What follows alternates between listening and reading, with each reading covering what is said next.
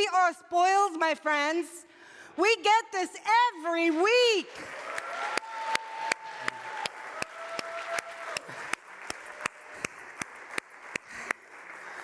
Shonda, thank you for bringing that up, too. So appreciate you. Whew. I'm like, all right, well, we're done, right? I mean, that was church, right? Whew, that was good. Thank you, thank you, thank you. You think that the music's just for you, don't you? Nah, it's not. Music is for me as well. Like together, do you not feel that energy? It's like, right? That's what we do together. That's a team, my friends. The kingdom of heaven is at hand.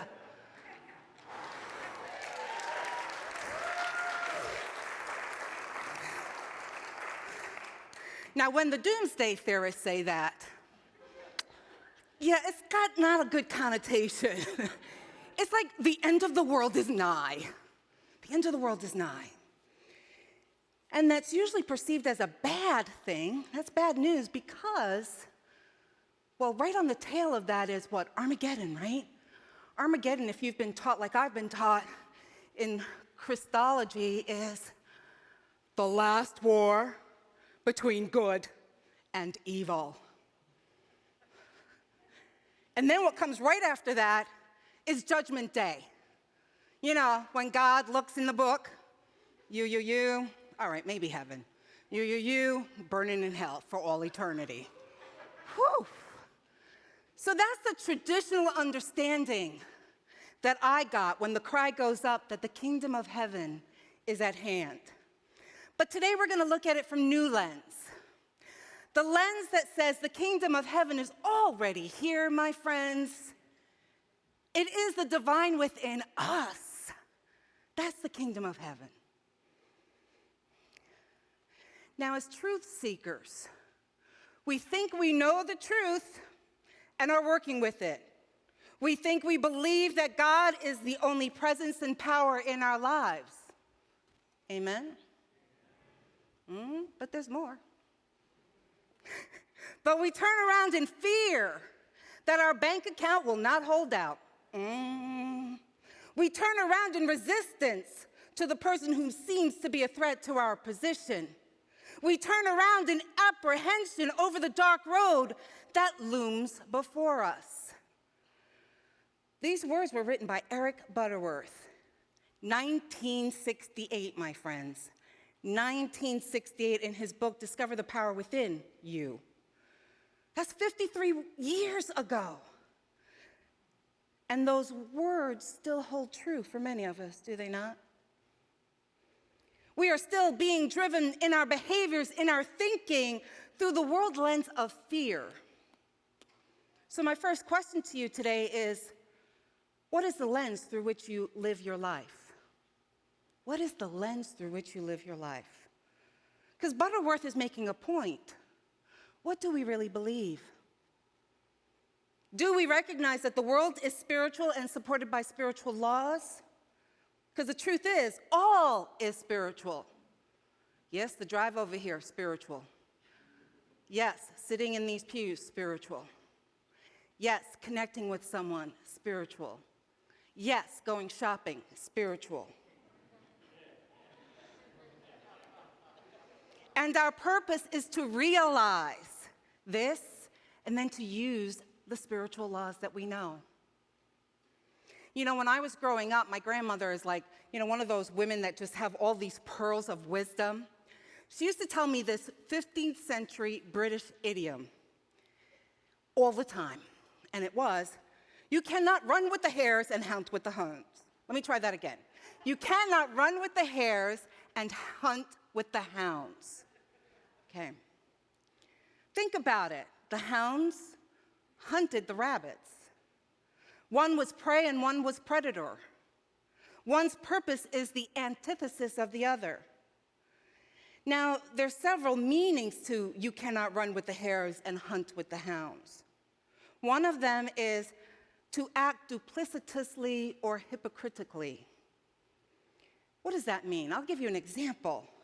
You know, when we speak of oneness and then we turn a blind eye to those in need? Another meaning of this idiom is to speak or act out against something while engaging or taking part in it. Another example, we shouldn't help people in poverty. We shouldn't be financially supporting them with programs like welfare and Medicaid. And yet, we take part and feel entitled to similar programs like unemployment benefits and Medicare. Oh, she's preaching today. You cannot run with the hares and hunt with the hounds can also mean a failure to take a side, the inability to stand for what we value. Another example, knowing it's all God, but treating some people as worth less than others. For my grandmother, she used it in the latter sense because she was referencing my desires to hang out with the cool kids, to be one of the cool kids, versus holding my knowing and holding my worth. Jesus, our way shower, called us to evolve our consciousness and to take a stand in truth. Truth with a capital T, my friends.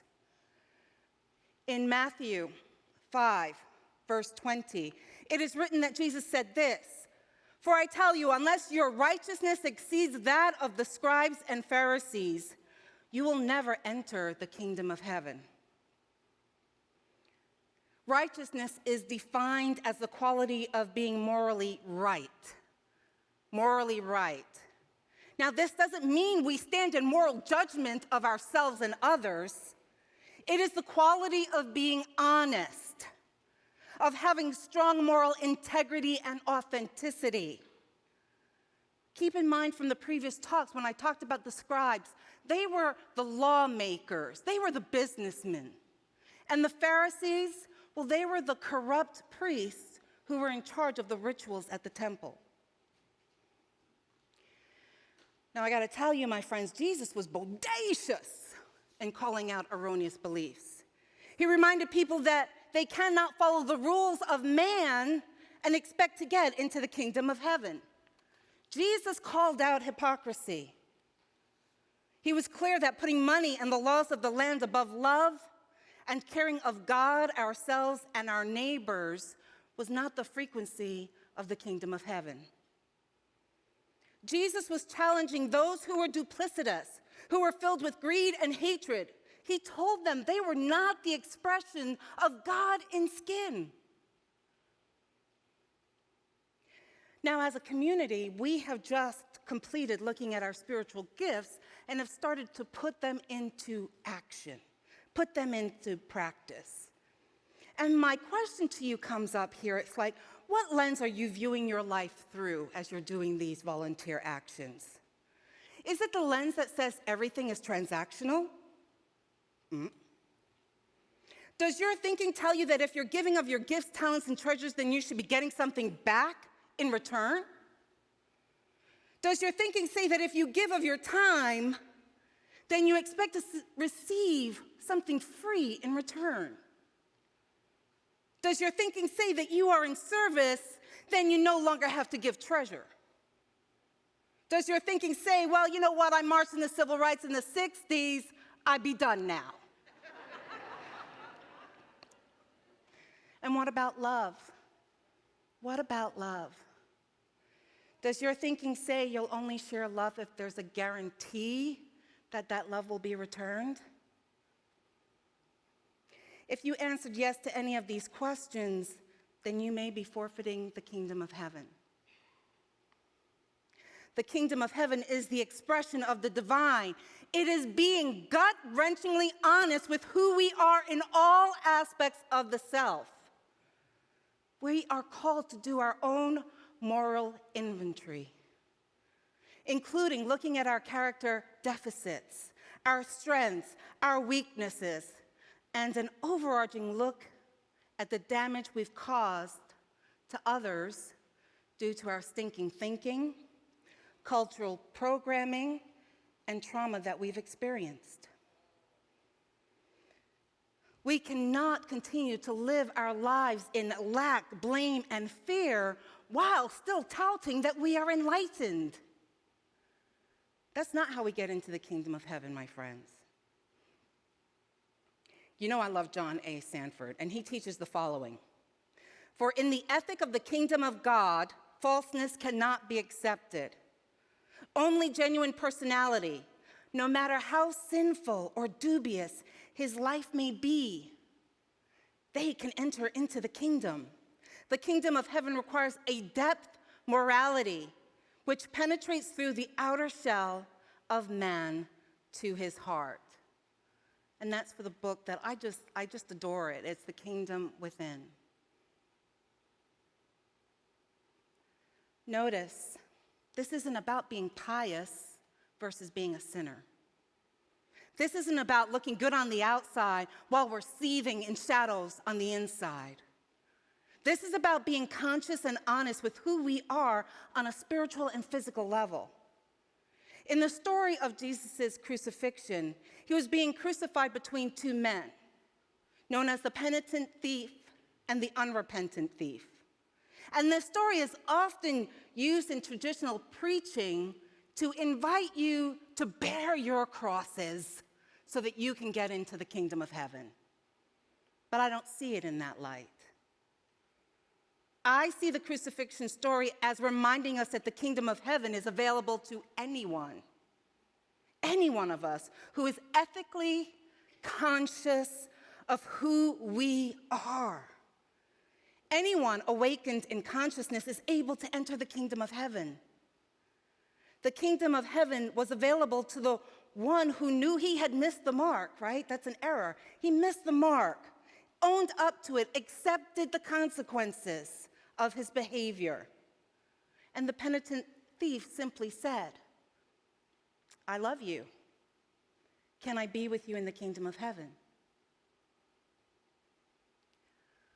Our greatest delusion is thinking that we can avoid the unconscious and solve the moral problems of life by creating a righteous exterior or by an ethic of outdoor obedience to laws. That's pretty powerful, isn't it?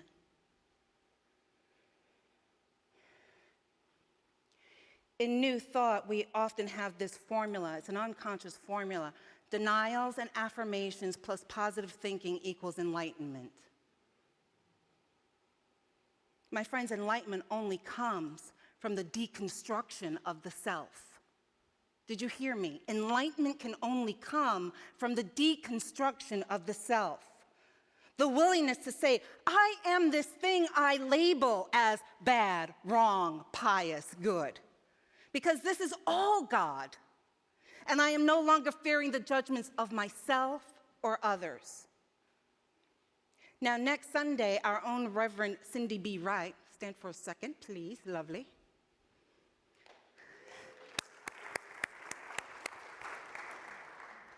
She's going to be giving a talk next Sunday, and she's going to continue this work as she asks us to look at our shadows. And then, guess what? We can make peace with them. Claiming that the light of God can love all our dark spaces. The kingdom of heaven asks us to be honest with who we are within, to be radically ethical, to be an awakened consciousness. Here's how I see the kingdom of heaven. It's a call to finally let the facade, the roles, the programming, let it go. And become the truth of who you were truly meant to be.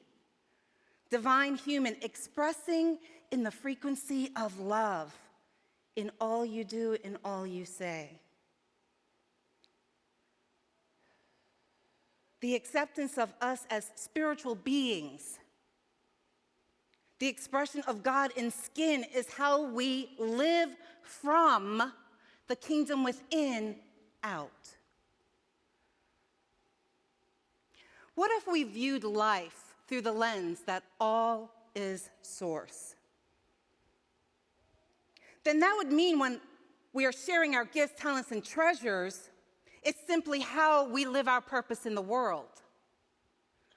When we give our time, it's a gift of present moment awareness, being right there in that moment with that person. Nothing else matters. Giving service is the outpicturing of oneness. Being God in skin is how we live the truth we know. We say it all the time as our fifth principle, live the truth, and we live the truth. We live the truth. And when we share love, we know it's simply the natural state of being, because everything is love. It's all love. The kingdom of heaven is at hand is simply a call from our divine knowing. There's no doomsday prophecy. There is no end of the world. It's a herald from the universe saying that the time of separation, division, lack, hatred ends now. Ends now. It's a heartbeat from the universe saying, let the old be released and make all things new. And guess what? We have that power, my friends. We have the power to say, behold, we make all things new. And when we create anew from our divine knowing, we embody truth. Once again, Butterworth reminds us of this knowing. Man is essentially a spiritual being. This world is essentially a spiritual world, and the underlying controlling force is a spiritual law. When we really fall in love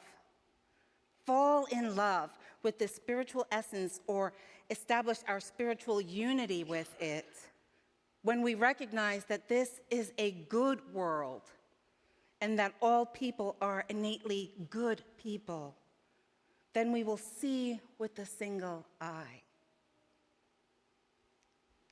My friends, the kingdom of heaven is already here. It's within you, it's within me, it's within everyone we meet. We simply have to open our eyes with new lens, the lens of awakened consciousness. So when you walk out these doors today, you have a choice. We always have a choice. Free will. We always have the choice. So your choice is you can go back to sleep and be comfortable, or you can move into the chrysalis and allow your imaginal selves, the imago Dei, the image of God, the kingdom within you, to create the true wonder and light you were always meant to be. The time is now. What are you going to do, my friends? Blessings. Let's prepare for meditation.